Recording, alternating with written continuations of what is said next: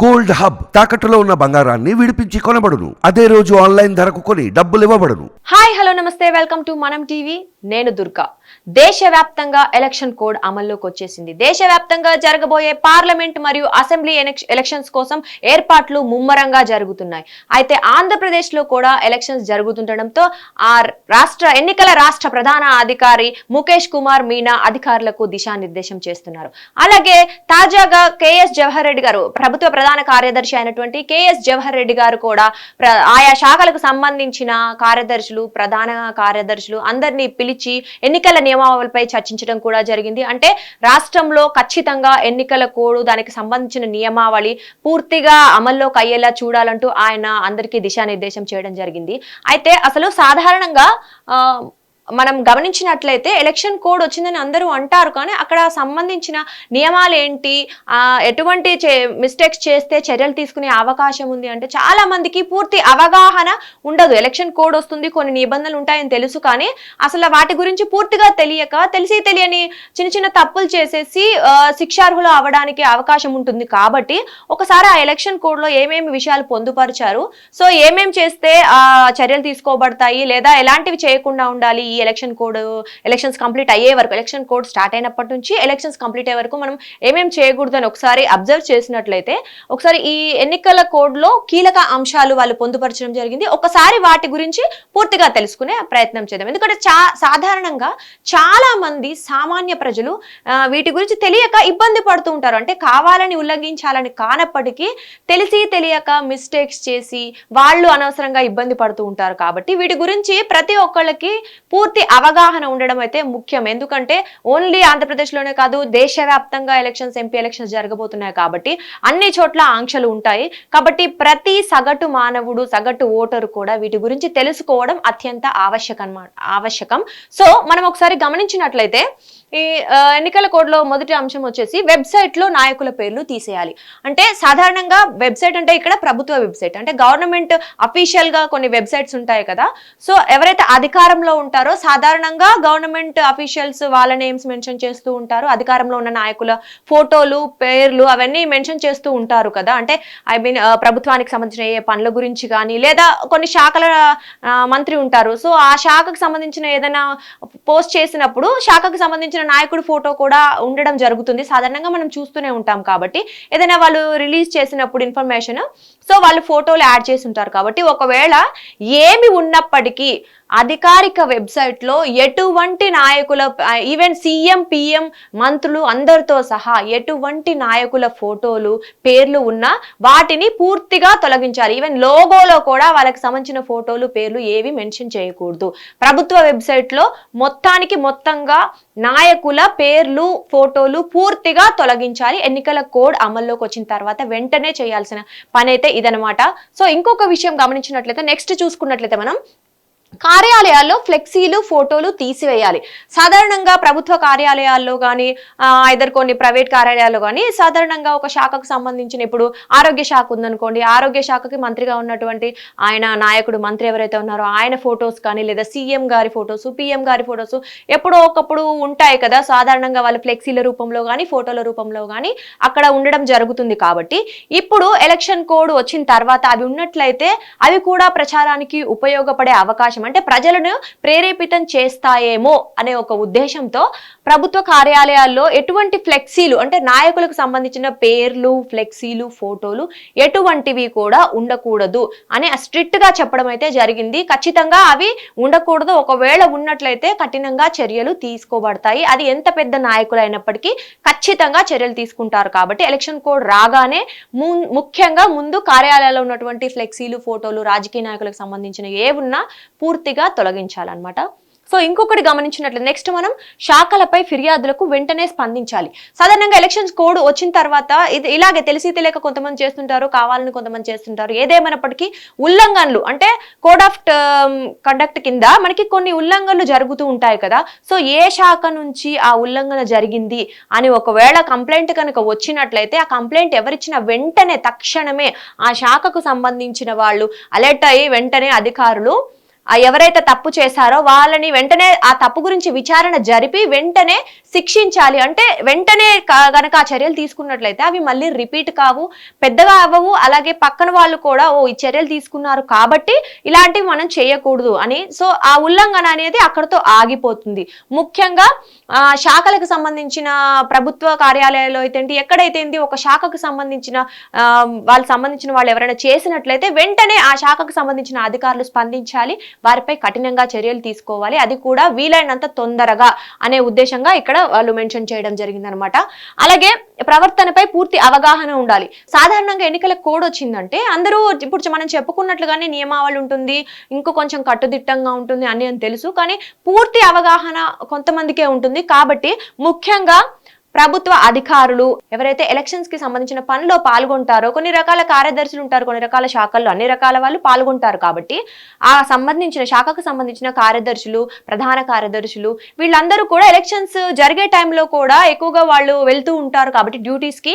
So వాళ్ళకి ప్రతి ఒక్క విషయం మీద అవగాహన ఉండాలి. ఎలక్షన్ కోడ్ లో ఏ విషయాలైతే పొందుపరిచారో ప్రతి విషయంపై ప్రతి ఒక్కరికి అవగాహన ఉండాలి. ఆ అవగాహన వాళ్ళకి కలిగి ఉన్నట్లయితేనే కదా నెక్స్ట్ అలాంటివి ఉల్లంఘించకుండా చూసుకోవడం కానీ లేకపోతే ఎవరైనా తప్పు చేస్తుంటే చెప్పడం కానీ జరుగుతుంది. కాబట్టి ఖచ్చితంగా ముఖ్యంగా ఆ శాఖకు సంబంధించిన కార్యదర్శులైనా, ప్రధాన కార్యదర్శులైనా, ఎవరి అధికారులైనా అందరికీ ఎలక్షన్ కోడ్ పై పూర్తి అవగాహన, నియమ నిబంధనలపై పూర్తి అవగాహన అయితే కలిగి ఉండడం అవసరం. కాబట్టి వెంటనే వారు పూర్తిగా తెలుసుకోవాలి అనే ఉద్దేశంగా మెన్షన్ చేయడం జరిగిందనమాట. అలాగే ఇంకొకటి గమనించినట్లయితే ఇక్కడ కొత్త పథకాలు ప్రకటించకూడదు. సాధారణంగా గవర్నమెంట్ కానీ అపోజిషన్ లో ఉన్న వాళ్ళు కానీ ఎక్కువగా పథకాలు ప్రకటిస్తూనే ఉంటారు. సో గవర్నమెంట్ ఇప్పుడు అధికారంలో ఉన్న వాళ్ళు ఆల్రెడీ కొన్ని పథకాలు స్టార్ట్ చేసేసారు, అవన్నీ ఉంటాయి, అది ఓకే. కానీ కొత్త పథకాలు ఏవైతే ఉంటాయో ఇప్పుడు రేపు నుంచి నేను ఇలా చేయబోతున్నాను అలాంటివి చెప్పకూడదు. ఎందుకంటే అవి కూడా ప్రజలని ప్రేరేపితం చేసే అవకాశం ఉంది, దాన్ని కూడా ఒక రకమైన ప్రచారంగా వాడుకునే అవకాశం ఉంటుంది అనే ఉద్దేశంతో కొత్తగా ఏవైనా స్టార్ట్ చేయాలి. అంటే పనులు కానీ పథకాలు కావచ్చు, పనులు కావచ్చు. సాధారణంగా ఇంతకు ముందు సంక్షేమ పథకాలు, అభివృద్ధి పథకాలు ఏవైనా స్టార్ట్ అయి ఉంటే వాటిని అలాగే కంటిన్యూగా కొనసాగిస్తూ ఉంటారు. కానీ కొత్తగా స్టార్ట్ చేసే పథకం, రూపొందించిన పథకం ఉంటే అనౌన్స్ చేయకూడదు, వాటికి నిధులు ఎటువంటివి సమకూర్చడానికి వీలు లేదు. కాబట్టి కొత్త పథకాలు ఎలక్షన్స్ అంటే ఎలక్షన్ కోడ్ వచ్చినప్పటి నుంచి ఎలక్షన్స్ అయిపోయే వరకు కూడా వీటి గురించి ఎవరు మాట్లాడకూడదు. ప్రత్యేక ప్యాకేజీల గురించి కానీ, నిధులు విడుదల చేస్తామని కానీ వేటికి సంబంధించినవి వాడకూడదు. ఆల్రెడీ స్టార్ట్ అయిన వాటిని ఇప్పుడు ఆల్రెడీ ఉన్న వాటిని మాత్రం కొనసాగించవచ్చు. కానీ కొత్తగా ఎటువంటి పథకాలు కానీ ప్రజలని ఆకర్షించే విధంగా ఉన్నటువంటి ఎటువంటి పథకాలైనా వాటిని ఓటర్ని ప్రభావితం చేసే అవకాశం ఉండడంతో ఖచ్చితంగా అలాంటివి ఎవరూ చేయకూడదు. వీటిపై ఒకవేళ చేస్తే అధికారులు ఇలాంటివి ఏమైనా ప్రయత్నాలు చేస్తే కఠినంగా చర్యలు తీసుకోబడతాయి. అది ఏ పార్టీ నాయకులైనా సరే అందరికీ ఇది వర్తిస్తుంది అనమాట. అలాగే ఇంకో కొన్ని మనం అబ్జర్వ్ చేసినట్లయితే నగదుపై షరతు. సాధారణంగా మనందరికీ తెలిసిందే ఎలక్షన్ టైంలో నగదు ఎక్కువగా అటు ఇటు తీసుకెళ్తూ ఉంటారు, క్యారీ చేస్తూ ఉంటారు చాలా మంది. సరే అధికారులు అవ్వచ్చు, అది దేనికోసం వాడుతున్నా పక్కన పెడితే సాధారణంగా నగదు క్యారీ చేయకూడదని తెలుసు. కానీ ఎంతవరకు క్యారీ చేయాలి అని చాలా మందికి అర్థం అవ్వక దాన్ని క్యారీ చేస్తూ ఉంటారు, అలాగే ఇబ్బందులు పాలవుతూ ఉంటారు. సాధారణంగా ఇప్పుడు మనం ఈ ఎలక్షన్ కోడ్ ప్రకారం మనం 50,000 కన్నా ఎక్కువ నగదుని క్యారీ చేయకూడదు. మీరు ఎక్కడికైనా వెళ్తున్నా ఎక్కడికైనా సరే 50,000 లోపు అమౌంట్ మాత్రమే తీసుకెళ్ళాలి. ఒకవేళ 50,000 కన్నా ఏమైనా ఎక్కువ అమౌంట్ తీసుకెళ్తున్నట్లయితే మీరు ఖచ్చితంగా అధికారులకు దానికి సంబంధించిన పత్రాలు కానీ, ప్రూఫ్స్ కానీ ఖచ్చితంగా చూపించాలి. చూపించకపోతే వాళ్ళు ఖచ్చితంగా ఇది కోడ్ ఉల్లంఘించినట్లుగానే అవుతుంది. కాబట్టి వాళ్ళు చర్యలు తీసుకునే అవకాశం ఉంది. అంటే కొంతమంది బిజినెస్ కోసము దేనికోసం వాడినప్పటికీ వాళ్ళు ఖచ్చితంగా దానికి సంబంధించిన పూర్తి వివరాలు వారికి తెలియజేయాలి, ప్రూఫ్స్ తో సహా చూపించాల్సి ఉంటుంది. ఒకవేళ చూపించని ఎడల 24 గంటల సమయంలో కనీసం 24 గంటల సమయంలోనే ఆ ప్రూఫ్స్ చూపించగలిగితే వాళ్ళు ఆ అమౌంట్ ని మీకు అందజేయడం జరుగుతుంది. కానీ ఒకవేళ 50,000 కన్నా ఎక్కువ అమౌంట్ ని మీరు క్యారీ చేసి అది అధికారులు చూస్తే మీరు 24 గంటల టైంలో కూడా వాటికి సంబంధించిన ఆధారాలు వాళ్ళకి ఇవ్వలేకపోయినట్లయితే ఈ అమౌంట్ ని సీజ్ చేయడం జరుగుతుంది. సీజ్ చేసిన అమౌంట్ ని ఎన్నికల కోడ్ స్టార్ట్ అయినప్పటి నుంచి ఎలక్షన్ కంప్లీట్ అయిన వరకు వాళ్ళు అలాగే సీజ్ చేసి ఉంచుతారు. కాబట్టి ఎలక్షన్స్ పూర్తయిన తర్వాత ఆ సీజ్ చేసిన అమౌంట్ రిలీజ్ చేస్తారు. అది కూడా పూర్తి ఆధారాలు అప్పుడైనా చూపించాల్సి ఉంటుంది. కాబట్టి ఒకవేళ మోస్ట్లీ చాలా మంది అత్యవసరం కాకపోతే 50,000 కన్నా ఎక్కువ అమౌంట్ ని క్యారీ చేయకపోవడమే మంచిది. సాధారణంగా ఎక్కువ డబ్బు దొరుకుతూ ఉంటుంది ఎలక్షన్స్ టైంలో. దీని గురించి చాలా మందికి అవగాహన లేక ఇబ్బందులు పడుతూ ఉంటారు. కాబట్టి 50,000 కన్నా తక్కువ అమౌంట్ ని క్యారీ చేయండి. లేదు ఎక్కువ చేయాల్సి వస్తే ఖచ్చితమైన ప్రూఫ్స్ ఉన్నట్లయితేనే మీ దగ్గర నిరూపించగలుగుతాం అనుకుంటే మాత్రమే క్యారీ చేయండి. లేనట్లయితే ఏమన్నా అర్జెంట్ పనులు ఉన్నా వాయిదా వేసుకోవడం అయితే ఉత్తమం. మోస్ట్ ఆఫ్ ద టైం అవి క్యారీ చేయకుండా ఉండడమే చాలా మంచిది. కాబట్టి ఎక్కువగా దీనిపై దృష్టి పెట్టడం అయితే చాలా అవసరము. ఎందుకంటే వన్స్ ఎలక్షన్స్ కంప్లీట్ అయిన తర్వాత అయినా సరే సీజ్ చేసిన అమౌంట్ కాబట్టి ఖచ్చితంగా మీరు మళ్ళీ ప్రూఫ్స్ చూపించితేనే రిటర్న్ ఇస్తారు. లేని ఎడల అవి రావు. కాబట్టి డబ్బును వృధా చేయడం పక్కన పెడితే మీరు కూడా కోల్పోతారు. కాబట్టి ఖచ్చితంగా వీలైనంత తక్కువగా అమౌంట్ ని క్యారీ చేయడం అనేది ఉత్తమం. అత్యవసరం అయితే తప్ప డబ్బులని మీరు ఎక్కడికైనా వెళ్ళేటప్పుడు తీసుకెళ్ళకపోవడమే చాలా వరకు ఉత్తమం. ఇప్పుడు ఆన్లైన్ ట్రాన్సాక్షన్స్ కూడా ఎక్కువ ఉంటున్నాయి కాబట్టి అలా కూడా చేసుకోవచ్చు. కాబట్టి ప్రతి దానిపై ఒక లిమిట్ ఉంటుంది. ఏదేమైనప్పటికీ ఆ లిమిట్ ని మెయింటైన్ చేయడం అయితే అవసరం అనమాట. సో నెక్స్ట్ వచ్చేసి మద్యంపై ఆంక్షలు. మనందరికీ తెలిసిందే ఎలక్షన్స్ టైంలో డబ్బులతో పాటు మద్యం కూడా ఎక్కువ కనిపిస్తూ ఉంటుంది. పట్టుబడ్డదని మనం వింటూ ఉంటాము. పోలీస్ వాళ్ళు ఇంత అమౌంట్ పట్టుకున్నారు, ఇంత మద్యం పట్టుకున్నారు అని. సో సాధారణంగా ఎలక్షన్స్ టైంలో ప్రజలని వాళ్ళని ఆకర్షించడానికి ఎక్కువ మంది డబ్బులు, గిఫ్ట్లు, మద్యము ఇలా చాలా పంచుతూ ఉంటారు కదా. సో అందుకని మద్యంపై పూర్తిగా ఆంక్షలు ఉన్నాయి.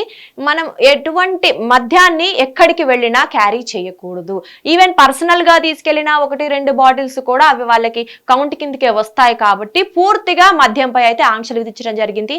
1-2 బాటిల్స్ కూడా క్యారీ చేయకూడదు. మీరు ఎక్కడికన్నా వెళ్ళేటప్పుడు కానీ ఏదైనా మీరు పర్సనల్ పనులకు వెళ్ళినా మద్యంపై అయితే పూర్తిగా నిషేధం ఉంది. కాబట్టి క్యారీ చేయకూడదు. చేస్తే ఖచ్చితంగా ఇబ్బందులు పాలవుతారు. కాబట్టి ఈ విషయం గుర్తు పెట్టుకోవడం అయితే అవసరం అనమాట.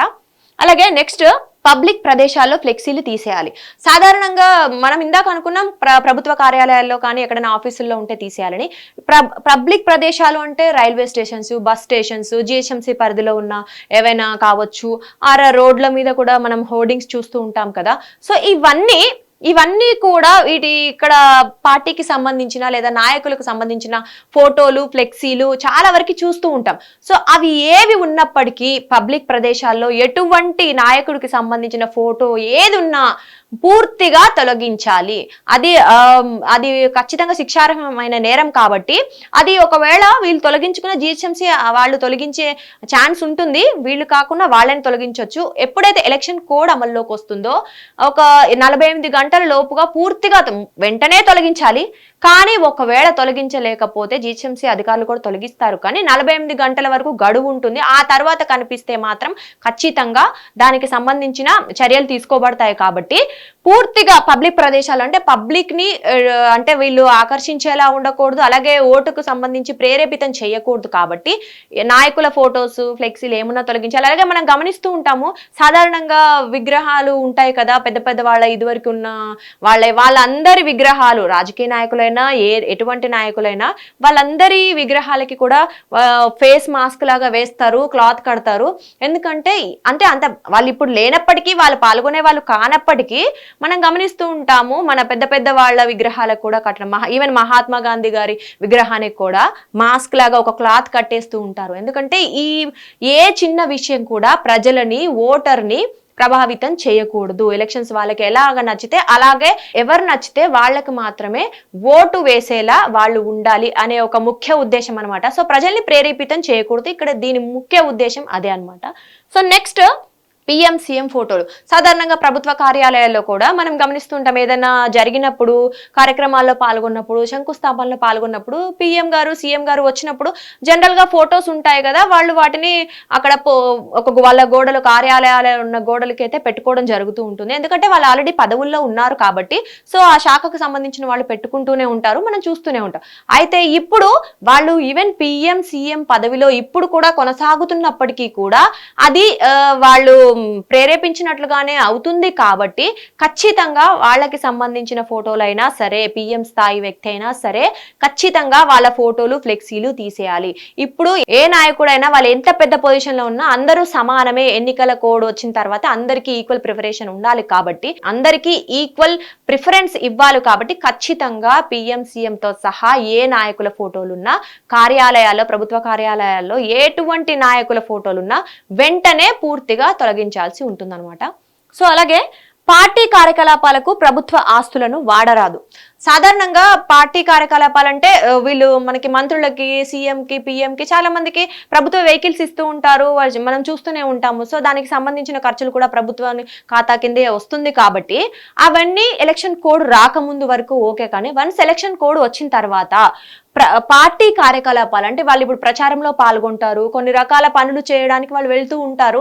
ప్రభుత్వది కానప్పుడు, అది ప్రభుత్వానికి సంబంధించిన పని కానప్పుడు, వాళ్ళ పర్సనల్ పనికి అయినప్పుడు, పార్టీకి కార్యాలయాలకు వాళ్ళు ఎక్కువగా వెళ్తున్నప్పుడు, కానీ పార్టీని ఉద్దేశించి మాట్లాడేటప్పుడు, ప్రచారం గురించి వెళ్ళేటప్పుడు, ఏదేమైనప్పటికీ వాళ్ళకి ప్రభుత్వం ఇచ్చినటువంటి వాళ్ళ వెహికల్స్ అయితే ఏంటి, నిధులు అయితే ఏంటి, ఆస్తులు ప్రభుత్వానికి సంబంధించిన ఎటువంటి ఆస్తి అయినా సరే వాడకూడదు. ఖచ్చితంగా వాళ్ళ సొంత దానిలో వాళ్ళు వెళ్ళొచ్చు. ఒకవేళ ప్రచారానికి వెళ్తారనుకోండి, ఖచ్చితంగా ప్రచారానికి వెళ్ళేటప్పుడు వాళ్ళ సొంత వెహికల్స్ లోనే వెళ్ళాలి. ప్రభుత్వానికి సంబంధించిన వెహికల్ నార్మల్ గా మనకు సైరన్ వేసుకొని వెళ్ళటం ఇలాంటివి మనం చూస్తూనే ఉంటాం. మంత్రులు వస్తున్నప్పుడు, సీఎం వస్తున్నప్పుడు సైరన్ వేసుకొని ముందు వెనక ఎస్కార్ట్ యూజ్ చేస్తుంటారు. సో అవన్నీ ఇప్పుడు పర్సనల్ కార్యకలాపాలకు కానీ, వాళ్ళ పార్టీకి సంబంధించిన ఏదైనా ప్రోగ్రామ్ కి కానీ, ఏదైనా మీటింగ్ కానీ వెళ్తున్నప్పుడు వన్స్ ఎలక్షన్ కోడ్ వచ్చిన తర్వాత ప్రభుత్వానికి సంబంధించిన ఏవి చేయరు కాబట్టి ఖచ్చితంగా వాళ్ళు వెళ్ళేది వాళ్ళ పర్సనల్ పనులకే కాబట్టి ఇవన్నీ యూజ్ చేయకూడదు. ఖచ్చితంగా దీనిపై పూర్తిగా నిషేధం విధించారనమాట. ఒకవేళ ఎవరైనా అలా చేసినట్లు గుర్తిస్తే ఎంత పెద్ద నాయకుడైనా ఖచ్చితంగా వాళ్ళు ఆల్రెడీ ఇప్పుడు మంత్రి పదవిలో, ముఖ్యమంత్రి పదవిలో, ప్రధానమంత్రి పదవిలో ఉన్నప్పటికీ వాళ్ళపై ఖచ్చితంగా వెంటనే చర్యలు తీసుకునే అవకాశం అయితే ఖచ్చితంగా ఉంటుంది. ఎక్కడ ఒక పార్టీ నాయకుడికి కానీ, ఒక పార్టీ కార్యకర్తకు కానీ సంబంధించిన ఫోటోలు, ఫ్లెక్సీలు ఎక్కడా కనిపించకూడదు. మొత్తం అంటే మనం ప్రజలని ఎవరు కూడా ప్రేరేపితం చేయకూడదు. ఎలక్షన్స్ లో ఇది రాబోతుంది, ఈ పార్టీకి ఓటు వేయాలి అని మొత్తానికి వాళ్ళ ప్రచారానికి ఎంత టైం అయితే ఇస్తారో ఆ టైంలో మాత్రమే వాడుకోవాలి తప్ప, కొన్ని రకాల ఆంక్షలు ఇస్తారు, ఆ ఆంక్షల ప్రకారమే ఫాలో అవ్వాలి తప్ప ఎవరిష్టం వచ్చినట్టు వాళ్ళు ఫాలో అవ్వడానికి రూల్ లేదు. ఇప్పుడు దేశం మొత్తం ఎన్నికల కమిషన్ ఆధ్వర్యంలో ఉంటుంది. వాళ్ళు ఎవరిపైనైనా ఎటువంటి చర్యలైనా తీసుకునే అవకాశం ఉంటుంది కాబట్టి అందరూ ఈ ఎన్నికల కోడ్ అమల్లోకి వచ్చాక ఏం నియమాలు ఉంటాయని తెలుసుకోవడం అయితే నిజంగా చాలా అవసరం.